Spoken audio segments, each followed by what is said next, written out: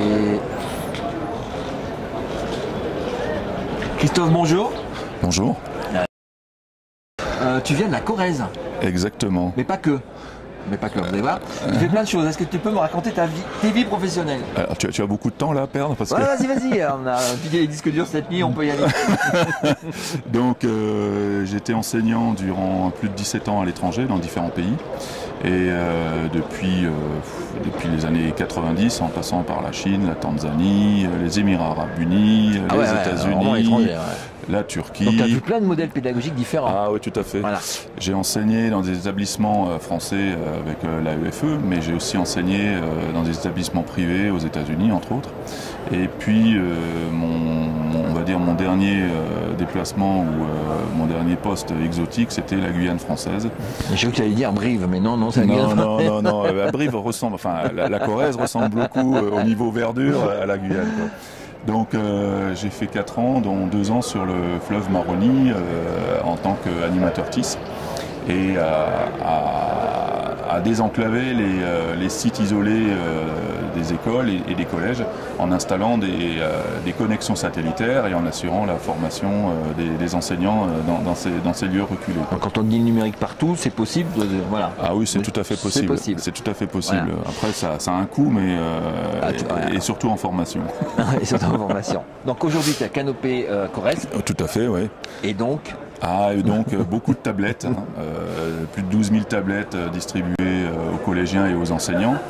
Et j'y assure la formation et l'accompagnement des enseignants. Alors concrètement, ça veut dire quoi? Ça veut dire une journée par semaine dans les collèges, en salle des profs, à discuter à bâton rompu comme on le fait là, avec eux sur les problématiques numériques, comment je fais ceci, comment je peux faire avec la tablette, etc. Et puis en gros, ça correspond aussi à peu près une journée et demie de formation de proximité, donc dans les établissements, ou du plan académique de formation pour le Canopée de la Corrèze. On discutait, parce qu'on prépare vachement en avance ces conversations. Tu parlais d'un exemple sur les bacs pro routiers. Voilà. Alors le gros souci lorsqu'on déploie massivement les tablettes, il faut du Wi-Fi, il faut du réseau.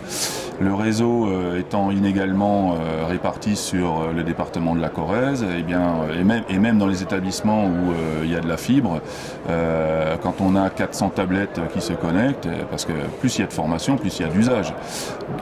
Mais l'infrastructure ne suit pas forcément.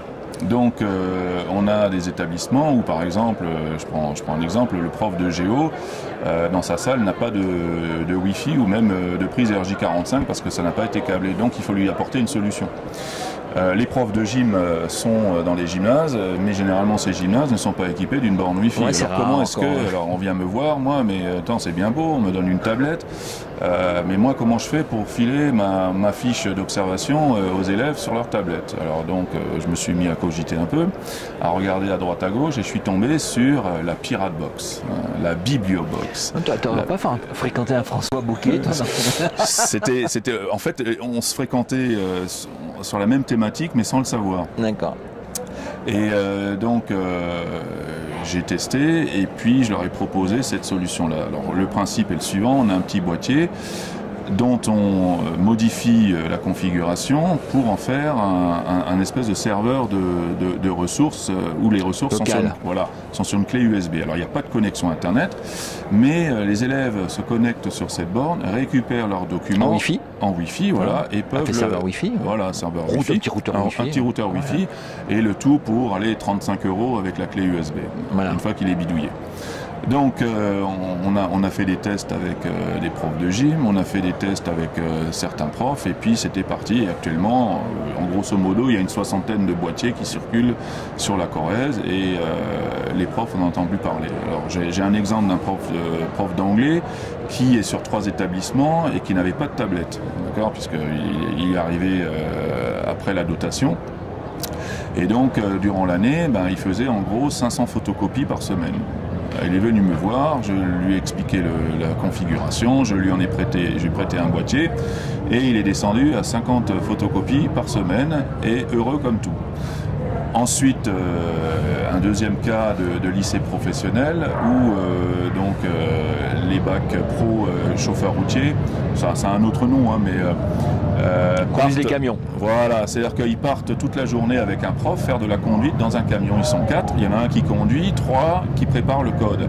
Alors jusqu'à maintenant, ce qu'ils faisaient, c'était ils avaient des fichiers, ils cochaient des cases et le prof après se payait 1h30 de correction. Donc ils sont venus me voir et je leur dis tiens, on peut avec le modèle un modèle de la chaîne éditoriale Scénarii créer la banque de questions. Il y avait 350 questions et on les met sur le boîtier. Je vous prête des tablettes, d'accord, et les gamins font les révisions sur la tablette. Dans le camion. Dans le camion, d'accord. En mobilité. En mobilité, voilà. Donc on les a accompagnés, on a monté le projet et ça se déroule maintenant depuis 2 ans de manière tout à fait autonome. Alors maintenant l'étape suivante, c'est qu'ils voudraient récupérer les scores. Donc avec le petit boîtier, donc la bibliobox, ce n'est pas possible d'installer un serveur type Moodle. Donc on s'est tourné vers la Raspberry Pi. Et la Raspberry Pi, donc comme c'est un ordinateur et qui fonctionne aussi sur un allume-cigare qui est tout petit et qui coûte 35 €. Un appareil hier. Voilà. Pour ceux qui suivent. Hein. Voilà. Donc comme il y a beaucoup de vidéos en Belgique. Oui, tout à fait. Donc pareil, 35. Ah, on a dit 45 hier. Ouais, le dernier. En gros, voilà, c'est 35. Ouais, c'est 35-45 €. Bon, si on rajoute le boîtier, etc. Allez, on arrive à 70 € avec un ordinateur qui tourne avec une borne Wi-Fi, etc. Donc même chose, et là par contre, il y a une plateforme Moodle et ils récupèrent les scores et le soir ils peuvent savoir quel gamin a échoué à quel type de question. Alors ça c'était donc en Corrèze, Limousin, et puis j'ai été aussi contacté lorsque je suis intervenu sur le sommet de la francophonie à Dakar. À Dakar, voilà, à présenter les différentes bidouilles qu'on faisait. J'ai été contacté par le Nigeria pour équiper l'Institut français, numériser l'Institut français, en sachant que la connexion Internet est entre 0 et 4 kilooctets. Jour. En gros, voilà, jour, etc. Donc même pas le débit d'un fax, quoi. Donc j'ai réfléchi et puis ils voulaient des ressources pour enrichir la médiathèque et puis aussi des tablettes pour former et puis former les enseignants et aux usages du numérique. Donc j'ai beaucoup réfléchi, beaucoup regardé et puis je me suis dit bon voilà, maintenant il va falloir trouver comment mettre une bibliothèque numérique libre et gratuite, d'accord, donc tout ce qui est dans le domaine public, hein, tous les bouquins, il y en a quand même, j'en ai compilé une de plus de 3000. Et la laisser de manière autonome sur un boîtier. Donc c'est possible avec le logiciel donc, Calibre qui permet de gérer des bibliothèques, mais ce logiciel nécessite un ordinateur. Or les compétences des gens sur place n'étaient pas encore au niveau de gérer le logiciel. Donc j'ai exporté la bibliothèque, je l'ai transformée en site web avec un moteur de recherche, une belle présentation, des images, etc. de chaque bouquin. Et j'ai mis ça, pareil, sur la bibliobox, plus des tas d'autres ressources. Tu fais plein de choses. Est-ce que tu références ce travail? Est-ce que c'est publié en quelque part? Est-ce que c'est accessible? Alors c'est accessible, est-ce que c'est partagé? voilà. Donc là hier j'ai fait une présentation de cette bibliothèque numérique gratuite et toute à la fois les formations et les bricolages, etc. sont sur le site du canopé de la Corrèze. Hein, Scénarii, donc l'adresse c'est scénarii.crdp-limousin.fr et là vous allez trouver plein de ressources et même si vous tapez Scénarii Limousin dans Google, vous allez tomber sur tout le site avec les modules de formation, les ressources. Les boîtiers, comment tu les configures, voilà, de toute comment façon, tu le tutoriel il est diffusé mondialement, hein, d'accord, comme d'ailleurs le tutoriel Sankoré, hein, plus celui que j'ai présenté hier pour faire la bibliothèque numérique gratuite.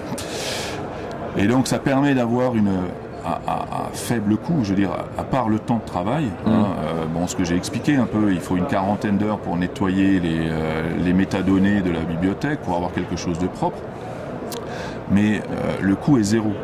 Hein, je veux dire, l'investissement est vraiment zéro et par contre le résultat est hyper satisfaisant parce que bon, je l'ai pas branché là parce que j'en ai une dans mon sac avec un smartphone. On se connecte dessus parce qu'il faut quand même voir qu'en Afrique c'est le smartphone quoi. Il faut que tout tourne sur des smartphones et même pas la tablette, c'est le smartphone. Voilà, smartphone. Mais des smartphones de 6 pouces, hein. Des modèles qu'on trouve même pas. Moi j'ai vu des modèles au Nigeria. Des trucs chinois. Des trucs chinois. Fait sur place. Même pas sur place, mais je veux dire des modèles à 150 €, mais aussi performants que Samsung ou iPhone. Quoi. Si, le Nigeria, je crois que c'est le premier pays africain à avoir ouvert une usine de smartphones. Mais de toute façon, c'est le pays où le numérique va se développer, je pense, en premier. Quoi. Voilà, donc ça c'est en gros tout ce qui est bricolage, bidouille. Mais je te propose qu'on continue cette discussion l'année prochaine. Tu reviendras? Oui, j'espère. Il y a plein de choses ici. Tu reviens à chaque fois. Ah bah, ça fait 3 fois que je suis venu. Ouais. Bon, donc on donne rendez-vous l'année prochaine sur Patola TV. Très bien. Continue tes aventures et tes partages. Merci, à la prochaine. Au revoir.